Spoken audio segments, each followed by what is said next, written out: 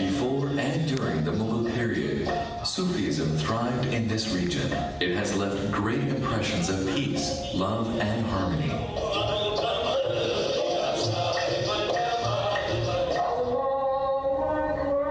Today's Pakistan is rooted in this rich history and diverse ethos. It is one of the few countries in the world where the festivals of all major religions are celebrated with equal zeal, alongside the Islamic religious festivals of Eid al-Fitr and Eid al-Adha. Christmas and Easter are celebrated with great emotions. Hindus observe their festival of Diwali. Every year, thousands of Sikh pilgrims come to Pakistan to visit their sacred places. Pakistan is one of the few countries in the world that exhibits such amazing contrasts of people in terms of color, creeds, races, and customs. As a socially enlightened and moderate society, education has been placed at the top of the agenda, from basic schooling to the highest degrees. Universities specializing in all disciplines, like the Aga Khan and GIK Institute, and many others produce doctors, engineers, lawyers, IT specialists, and other professionals, like Professor Abdul Salam, the Nobel Prize-winning physicist. With more than half of the population below the age of 20 years, Pakistan is a nation with a rich grounding in culture, an array of arts and crafts, and most importantly, a magical romance of youthfulness. The multicultural past has given the people a diverse cuisine varying from province to province.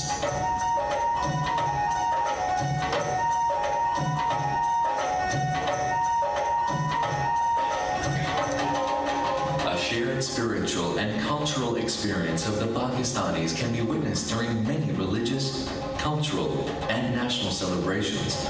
Spring festivals are celebrated all over the country with great zeal and enthusiasm.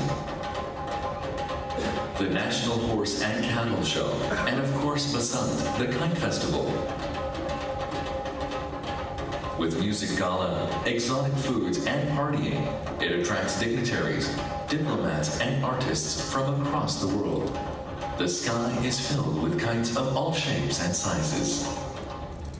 The Lok Mela, a folk festival of music and dance with craftsmen at work, and a handicrafts exhibition at the Lok Virsa Institute enlivens Islamabad. Pakistan's 800,000 square kilometers are rich in natural resources, many of which still remain untapped. With 165 million consumers, it offers tremendous opportunities to investors from around the world. Reforms are the key to job creation and poverty alleviation. Due to the political and economic stability, as well as sound government policies and booming business environment, billions of dollars of foreign investment is pouring into Pakistan. Hundreds of multinationals are operating here, ranging from financial institutions, cellular service providers, hotels, industrial manufacturing, power generation, and consumer products.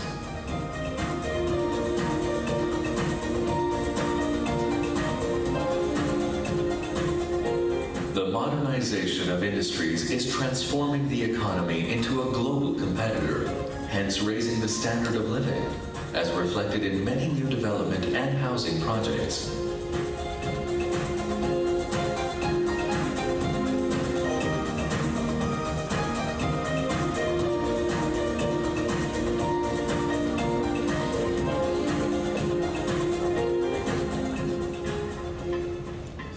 Agriculture is the mainstay of the economy.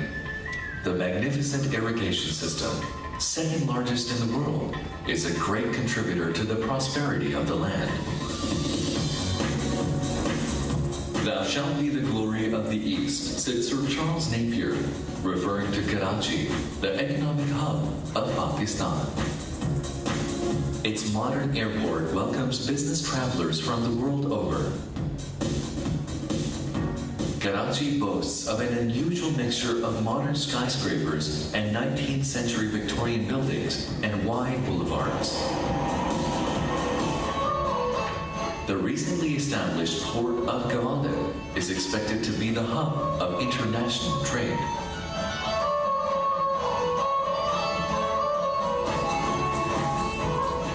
Pakistan manufactures some of the finest sports goods in the world, including brands such as Adidas, Puma, Slazenger. The footballs used in the World Cup are made here. Sialkot is known throughout the world for its surgical instruments. Other products including rice, petroleum products, gems and jewelry, cotton yarn, leather products, and ready-made garments are among the prime exports. The hand-knotted carpets and rugs are acclaimed and appreciated throughout the world.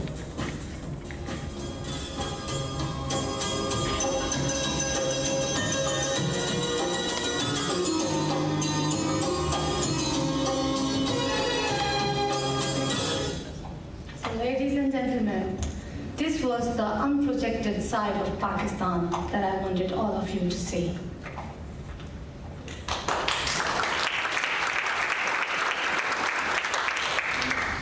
My country, Pakistan, is a beautiful country. As you can see, that it is diverse in culture.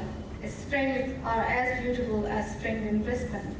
Its winter is as beautiful as winter in Switzerland. So, ladies and gentlemen, we Pakistani are just like anybody else. We are also victims of terrorism. We feel pain just like others. We crave peace just like others. Today, we in Pakistan and the world at large are at the crossroads in our historical journey. We are trapped between two different viewpoints and are exposed to two opposite discourses. One is the view propagated by the extremists who would have us believe that it is incumbent upon us to wage war against Western imperialism in order to break the shackles that are hindrance to the Muslim progress. The other view is that of the West and their allies in the Muslim world, who impress upon us the need to wage war against Islamic terrorism. Both the sides are preaching and practicing violence. Ladies and gentlemen, there is a third view, a view of people like you, people like me, who believe in peace. We believe that violence breeds violence, and wars leads to more wars. Wars never solve any problems, and they do not resolve conflicts. So with this in mind, I started my quest for peace. My quest for peace brought me here in Australia. It's a beautiful country with beautiful people. I started my peace studies in UQ last February. It was a small step, but a big leap in the right direction.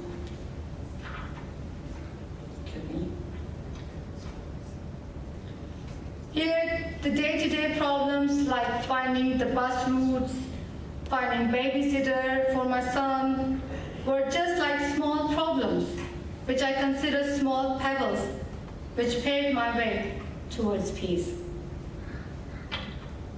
It was my quest for peace that took me to IPRA, International Peace Research Association Conference in Sydney last year, where I met Johan Gultam, one of the pioneers of peace and conflict studies. He said, and I quote, "Prepare visions and work hard for them." So, ladies and gentlemen, I believe that for peace, one must have faith in global peace. Sitting in a peacekeeping class last semester, my quest for peace made my heart cry, as I learned in detail as to what happened to the people in Rwanda and how they were killed. I really felt ashamed of my ignorance and my lack of understanding of the pain that those people went through. Ladies and gentlemen, my peace studies took me back to Pakistan. And in November, I did some interviews with women about their right of inheritance. And while there, I was sitting with Arif Jan. Arif Jan was a victim of violence. And while sitting with her, I thought that peace is not possible without justice.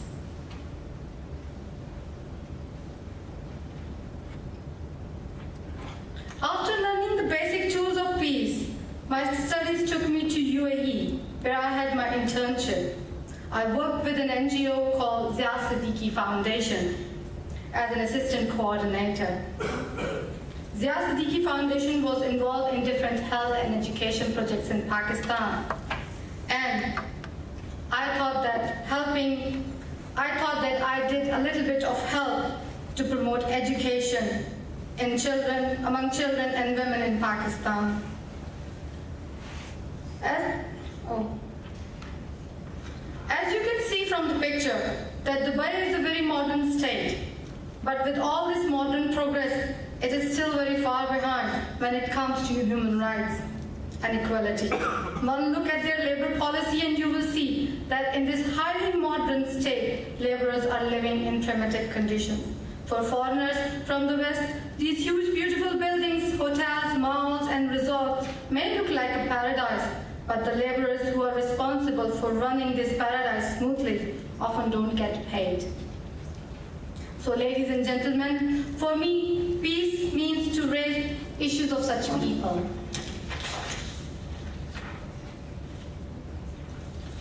When I came back, all of our peace fellows went to Canberra. And while I was sitting there in Asian Pacific Center of Excellence with ex-military officers and members of civil society, I felt that yes, peace is possible by the collaborative efforts of military and civil society. Then walking down the corridors of War Memorial, my quest for peace made me sad. All those names, all those lives sacrificed to bring peace. And I learned that peace comes with a heavy price. Ladies and gentlemen, I joined UQ in March last year, and here I am in my last semester now. But does that mean my quest for peace is over?